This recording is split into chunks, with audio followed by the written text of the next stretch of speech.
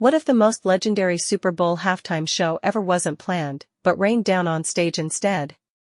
Before we dive into the story, hit follow for CurlyCurl Pop Culture Explained, because we don't just tell pop moments, we unpack the real stories behind them. In 2007, when Prince walked onto the stage at Dolphin Stadium in Miami Gardens for Super Bowl 41, no one expected the weather to steal the show with him. A massive tropical rainstorm rolled in that afternoon, drenching the field and threatening to turn 140 million TV viewers into witnesses of a disaster. Producers were worried. The stage was slick tile, dancers were in 8-inch heels, and Prince planned to use 4 electric guitars. Heavy rain and live electric equipment? That's a nightmare for any performance. But Prince didn't flinch. When told it was raining, he famously replied, "Can you make it rain harder?" His attitude wasn't lip service. As the performance unfolded, the storm intensified, and he turned it into one of the most unforgettable live musical moments ever broadcast. The show opened with a daring set list that blended his own hits with covers from Queen, Bob Dylan, and Foo Fighters, showing his artistic breadth and fearless showmanship.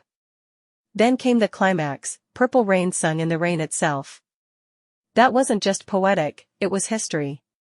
Rain had never been part of a halftime show before. Instead of canceling, Prince welcomed it, using nature itself as a dramatic backdrop to his music. As the violet lights cast shimmering reflections on raindrops, his guitar soared. Critics, fans, and even the NFL later called this one of the greatest halftime performances of all time. Some argue it redefined what a live broadcast musical moment could be. There were even tiny controversies, like a silhouetted camera shot with Prince's guitar that sparked FCC complaints afterward, but none dimmed the impact of that night.